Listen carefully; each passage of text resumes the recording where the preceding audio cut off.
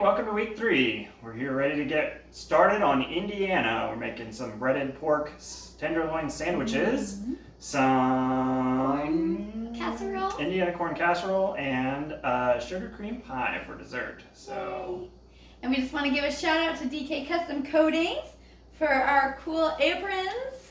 Can you check it out? So we got some matching aprons for our real table. We're really excited to share this week's video with you. All right, we're ready to make our pie crust. We're using 1.5 cup of flour and adding a tablespoon of sugar with a teaspoon of salt. And we're just gonna go ahead and mix that together. Make sure it's all spread through evenly.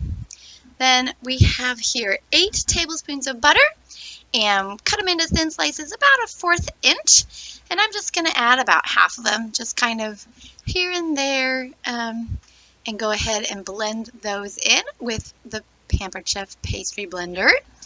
Just make sure those are mixing nicely with the dry ingredients. All right, so now we're just going to add the other half of our butter slices. Oh, that one is a little bit thick, so I just went ahead and broke it in half. You can put the whole thing of butter in at the beginning if you want to. I just think it's a little bit easier to kind of break it apart like that in half, so you have just more chance to really mix it all in to the dry ingredients. So I added 1 beaten egg to the recipe, but I recommend not doing this. It made it more sticky and harder to deal with later. But we do want to add 4 tablespoons of ice cold water. And then I started to mix that together with my pastry blender, which was not a great idea, as you can see. So just go ahead and grab that spatula, and we will mix our wet and dry ingredients together. This takes some time, so just be patient. We really want to make sure that it's all mixed together well. If it still seems a bit sticky, you can always add a little bit more flour. Don't overdo it. You can always add more. Like I said, because we added the egg, I think this dough just seemed to be a little bit more sticky. What you want to be able to do is squeeze it between your hands like that without it sticking to your fingers. You want to be able to squeeze it and form it, but not have it stick. So we're just going to keep adding a little bit of flour and squeezing that, mixing that together until we have the right consistency. This is all trial and error here. So like I said, the only thing I can say is just put a little bit at a time, because you don't want to make it too dry. If you do end up getting too dry and it starts kind of flaking, you're just going to want to add a little bit more ice water, just like a teaspoon at a time. So we're just going to start from the center and roll outwards all around. As you see, we're just kind of going along the edges and from the center. We want it all to be nice and even. Whoops. If you mess up, just fix it. Put a little flour on the rolling pin to keep it from sticking, and just get it measured out to whatever length you need it. This is a really cool silicone pastry mat that you can pick up, and it makes it easier for transferring the dough into our pie plate. Just do this slowly and carefully, because it will be a little sticky. You can try to make sure that there's flour on the pastry mat before you put the dough out on it, but it'll still stick, so just go carefully. Now we're just going to make sure that this is all pressed down. We're using a deep dish baking pie pan, so we really want to make sure that that's all pressed down.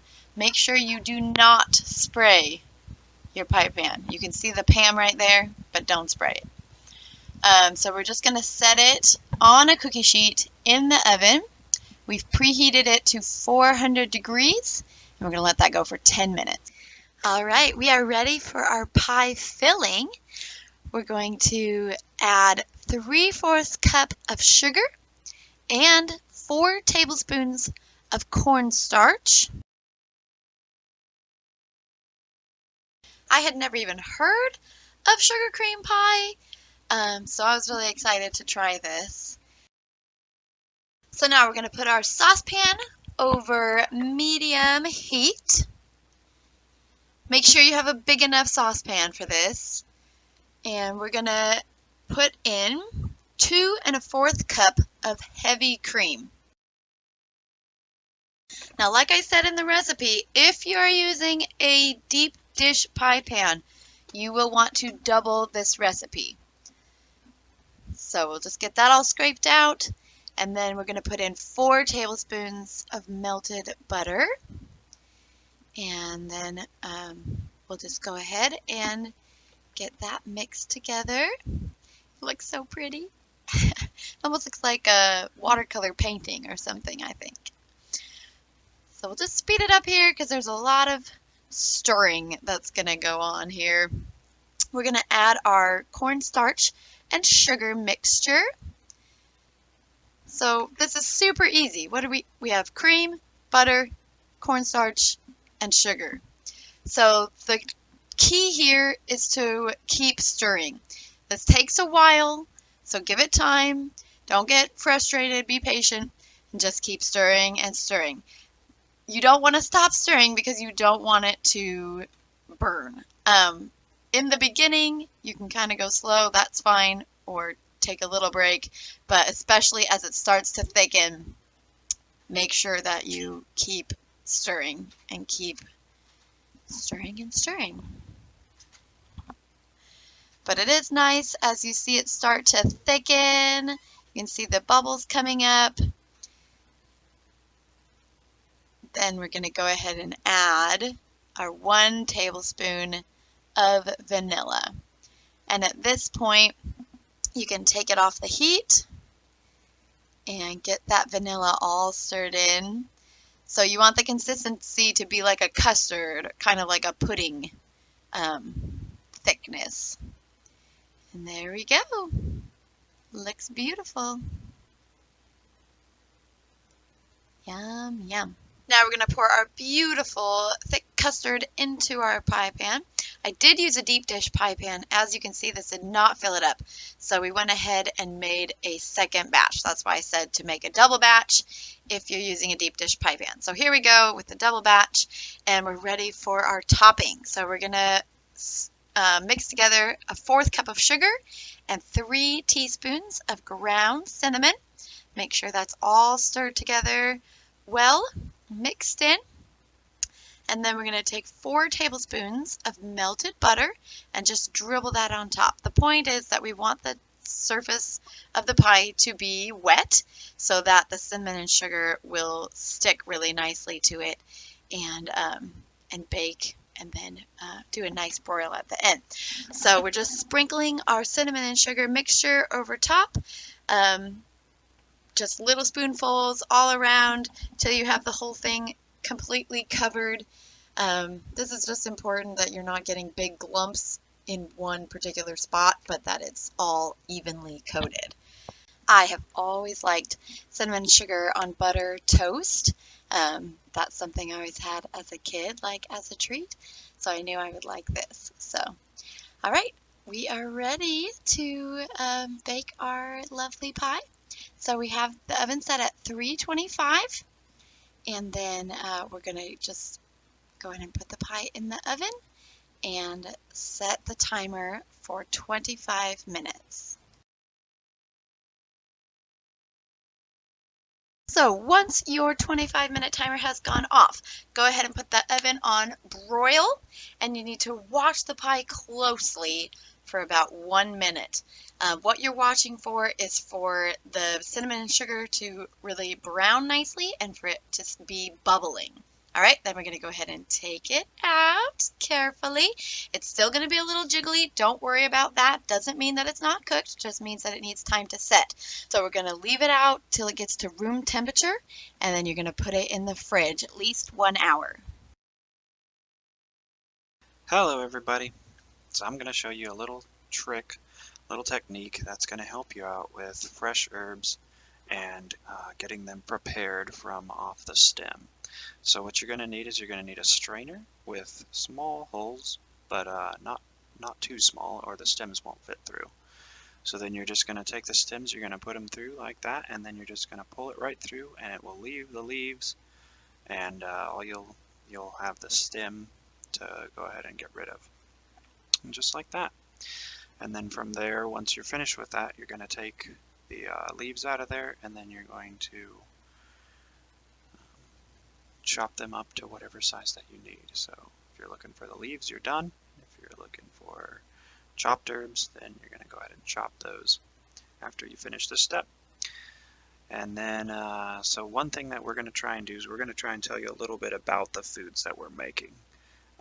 Probably from this point on, after this video, we will be adding a small section where we just take a few minutes and we talk about, the history and why these foods are known, why certain states are known for the foods that they are, and different things like that, the different cultures that came together to create that recipe, things like that. So for this week, right now, what I'm going to do is I'm going to tell you a little bit about the sugar cream pie, and then while the bacon cooks during the for the corn casserole, I'm going to tell you a little bit about the pork sandwiches, and then I'm just going to, I couldn't find anything about Indiana corn casserole, so I'm just going to tell you a couple of different interesting facts about corn in general that I found while I was looking for the history of corn casserole in Indiana. To start us off, sugar cream pie was probably brought to the area by Shakers or Amish around 1800, and it's also known as desperation pie because it requires no fresh ingredients, so you can make it year-round. The only thing that's required is sugar, and then from there you can add different things, different thickeners, or different dairy-based products for the custard base and things like that. So that's a little bit about sugar cream pie. We'll have more on the website hopefully at some point. Alright, so now we are going to be showing you, the first thing we're going to be doing is we're going to be cutting our bacon before cooking. I actually recommend cooking the bacon and then crumbling it by hand. I prefer that to this just because bacon is so difficult to cut. You need a very, very sharp knife, which I don't currently have. I need to find my steel, and I may demonstrate that at some point, that you can use a steel to keep your knife sharper for longer. When you have bacon like this, all you're looking for is small bite-sized pieces. So you don't need to go crazy, you don't need to mince it or anything like that, because bacon does shrink up quite a bit when you cook it. And then as soon as we finish cutting this bacon, which ended up taking me forever, then we're just going to throw it in a pan, just any pan will work, and you're just going to let it cook down, and that's going to take a fair amount of time. You're going to want medium-high heat probably, and just stir it every once in a while to make sure that that you're not getting it burned or stuck to the pan. So then while we work on this bacon here, I'm going to tell you a little bit about the pork tenderloin sandwich. So the origin stories of food are always a little bit complicated, but traditionally it's thought that it came from German immigrants. So there is a restaurant called Nick's Kitchen, and it is in the city of Huntington, Indiana, which is 40 miles south of Fort Wayne. And Nick Feinstein was born in Huntington, and he was the child of German immigrants. And so he took the idea of Wiener Schnitzel, which is a flat breaded veal cutlet typically, and he added a bun and some pickles and some different toppings, and that's how we get the pork tenderloin sandwich. And so then from there it spread throughout the state and is fairly common in most of the Midwest in some version, some form or another today, primarily because pork is a very big industry in the Midwest. Now, as your bacon cooks, it's going to be releasing grease, and then you're going to use that to go ahead and cook your vegetables. I like that because it saves me from having to use one more ingredient. I don't have to use that butter, but if you prefer butter, go ahead and after your bacon cooks, drain off the grease, throw that butter in there, get it nice and melted, and then throw your vegetables in. And we'll see that here in a couple minutes. As this finishes up, I'm going to tell you a little bit about corn. I couldn't find anything on Indiana corn casserole, and I figured I'd just tell you a little bit about corn because that's really what we're going for anyways. Corn is very popular in the Midwest. The U.S. is the largest producer of corn in the world. And actually, one interesting thing about corn is that the U.S. actually produces a 20% greater yield per acre than anywhere else in the world because our agricultural practices are that much better, which I didn't know that, and I thought that was pretty interesting. So one thing that you may or may not know about corn, it was domesticated or created in the form that we see today through the careful selection of the Native Americans as they would select the largest ears on the grains of teosint and just kept selecting the largest ones over time. Eventually the ears got larger and larger and eventually got to be close to what we have today around the 1800s. And then from there, we used scientific processes and hybridization, and over the next 200 years, we got to what we have today. All right, so now we're going to take our bacon, and we're going to go ahead and put it on a towel-lined plate, paper towel, typically, or any kind of something that's going to absorb that extra grease because we want it to drain and our bacon to get nice and crispy for our casserole. Using a slotted spoon so that we're going to be leaving as much grease as possible in the pan. And then we're going to go ahead and throw our vegetables in there to saute. One thing I forgot to mention, that is 1 full pound of bacon. So you can find it sold in 1 pound packages. So that's just a full package. And then we're going to take our red bell pepper, which is 1 red bell pepper chopped and 1 green bell pepper chopped. And we're going to add that. We're going to add our half of a medium onion chopped as well, and our half a cup of celery diced. And then we're just going to stir those around. We're going to let those vegetables cook down and get a little bit soft. You're not really looking for too much browning on that. You might see some browning on the onions, but really you're just looking for nice and soft. So once your onions sort of lose that white color and start getting a little bit more clear, you are ready to add your flour, your sour cream, most of your bacon. You are going to want to reserve a little bit of bacon to put on top as almost a garnish, and your corn. So here in just a second, you will be able to see as these vegetables finish up here that we are ready to add our flour. So, you don't need to have them completely cooked because they are going to cook a little bit more in the casserole. And I like to have almost a little bit of a texture to the vegetables. I don't like them to be super soft and mushy in a casserole because then your casserole doesn't really have any of that nice texture that you're looking for as you chew it. So there we've added our 5 tablespoons of AP flour. And we're going to stir that in. And then once that is nice and mixed in, we're going to add an entire container of sour cream. The container itself is 16 ounces, which is 2 cups. So we're going to just go ahead and dump our entire container in there. Now that's definitely a lot of sour cream. I wouldn't make this dish all the time, but you know, to give you a taste of Indiana, it's definitely worth it every once in a while, or just to experience it once. All right, so then we're going to mix in our sour cream. One thing to note here, you are going to need a fairly large pan for this because 2 cups of sour cream plus all our vegetables plus our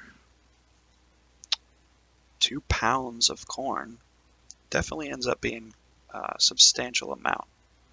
So make sure you're using a pan that's big enough for what you're trying to do.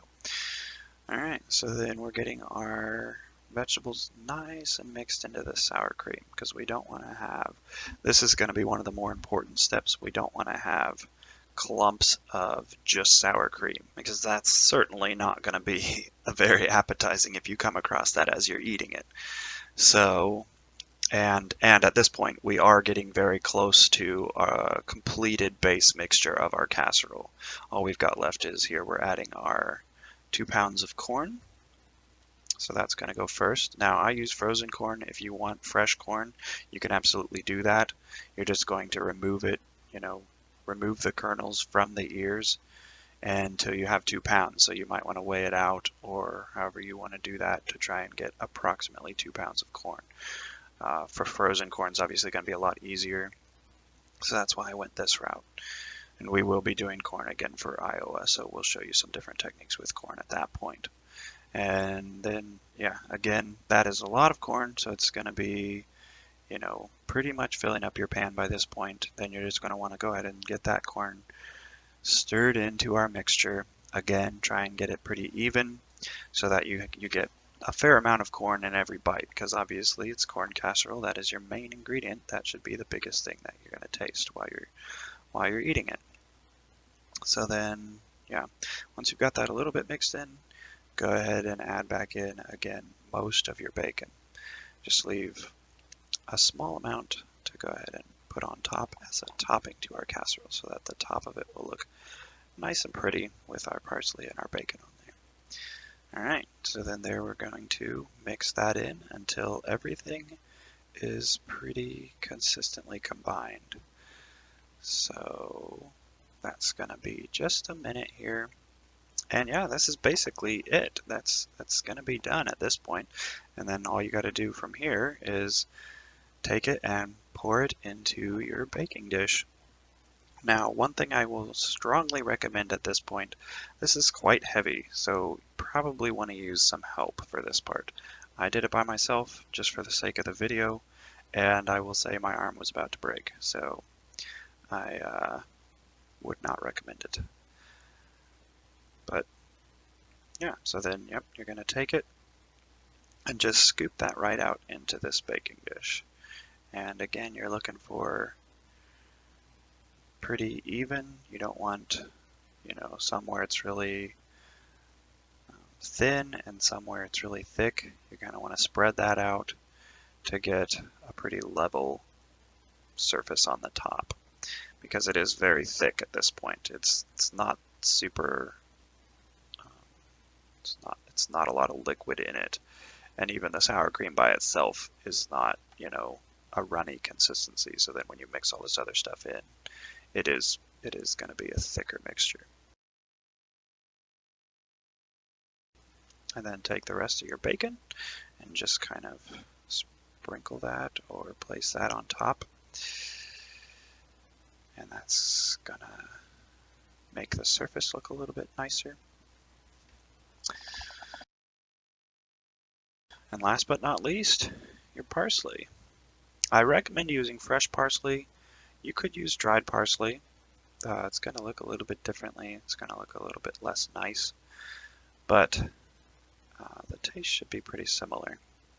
So, yeah, and there you can see that's just giving it that little bit of a bright green on top. It's going to make it look a little bit nicer.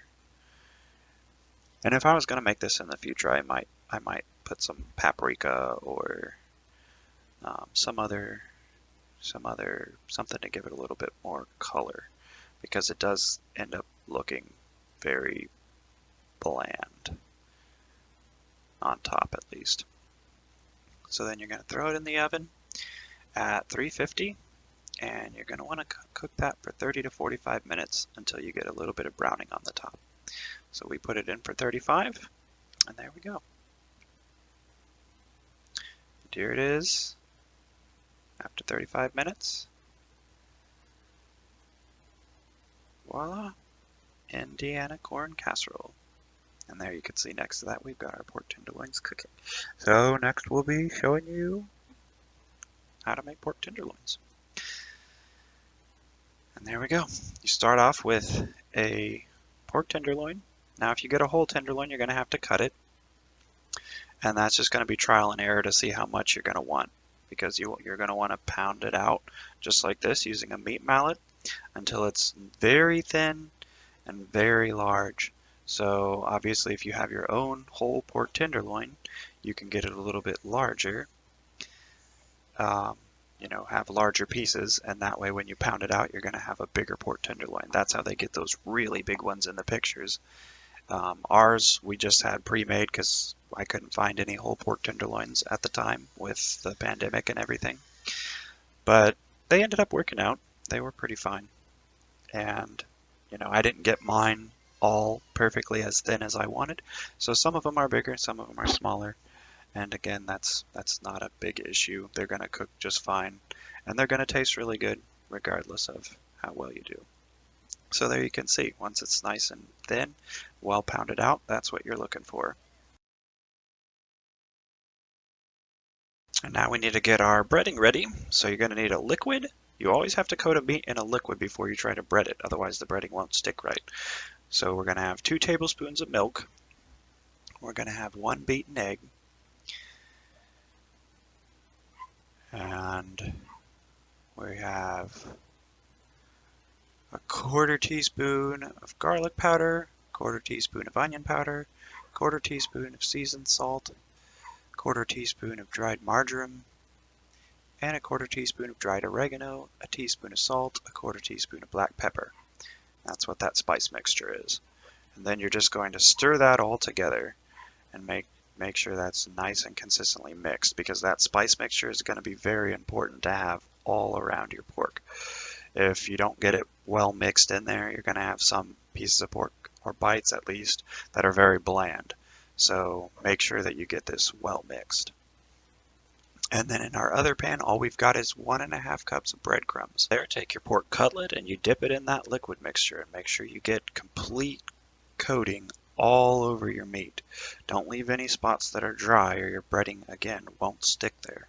So take your time and just make sure that you, again, have that complete coverage that you're looking for. So then you're going to place it in your breadcrumbs, and just take your time at this point and make sure that you're not missing any spots, and you're getting a pretty even coat all over the entire cutlet, because that is going to be important when you're frying it. If you have spots that don't get covered, it's going to end up giving you a weird consistency. It's not going to be very pleasing to your palate. So, as you can see here, when you've dipped it in, you're going to have a few spots that are bare, and so then you just take the breadcrumbs like this and you just kind of pack it in and shake it off to make sure that you don't have excess, because again, we're wanting an even coat, not just complete coverage. So again, it does take a little bit of time, but it's worth it for the end result, because having that uneven coating is one of the pitfalls of doing breaded meat and frying it.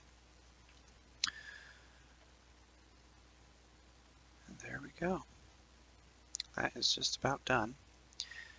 One important thing here is that you do not want to stack these when they're finished. That will really mess up the coating. So as soon as they're finished, either lay them out individually on a large platter or something to that effect, or like we did here, you can just take it and throw it right in our peanut oil, which is just enough to make sure that the entire cutlet is submerged. And you're going to go about 8 minutes for the entire thing.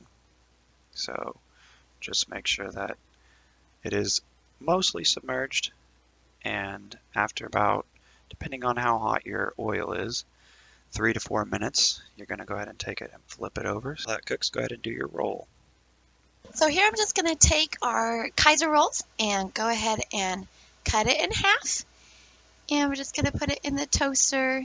This makes for a nice toasty sandwich. There we go. 6 to 8 minutes later, take it out on a towel lined plate, let it drain, throw it on your bun, add your toppings, and you're done.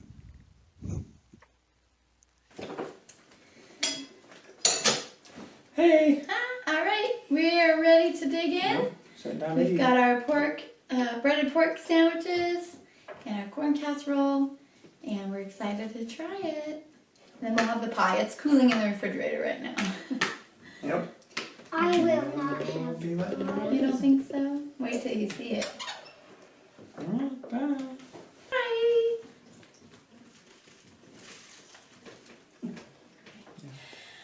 All right, everybody. We are finished with the Indiana meal. It was probably my favorite of the 3 that we've made so far. Those pork tenderloin sandwiches were so good. What did you think of the It was casserole? very good. The corn casserole was not as much of a hit. I really liked it. We did forget to put salt and pepper in, but I just put that on afterwards and it was fine. Yeah, the pork tenderloin sandwiches were really definitely great. We put lettuce and tomato and pickles and mayonnaise. Did you put mustard on yours? No, just mayonnaise. Yeah, it's interesting because you eat around the bun, and it's good, but it's not great. And then you eat the bun with all the toppings on it, and that's pretty good. So it's kind of The center part, yeah. interesting meal that you get with that. So we're having our sugar cream pie now. It's fantastic. Yeah, it is quite good. And maybe it could be a little bit colder. We didn't quite let it go long enough, but Well, we sat it out for an hour. And we let it sit in the fridge for an hour. But I think yeah, we were anxious to try it, so we kind of jumped the gun. But definitely let it go at least 2 hours, yeah. if not more. Or put it in the freezer for a little while. Yeah, true. Either way. Or make it the night before and leave it in the fridge overnight. That Yep. would work. All right. Anyway, so next Yep. time. Our next menu, or our next meal, will be in Illinois. We'll be doing a Chicago-style deep dish pizza, hot dog, and for Pumpkin dessert, pie. yep, pumpkin pie for dessert. Another pie. Who would have thought? In the Midwest, we love our pies. We sure do. So, yeah, we hope to see you then. Make sure to subscribe to our YouTube channel and follow us on your preferred social media. We're on most of them, so just look for Our World Table, and we'll be there. See you next All right. time. See ya.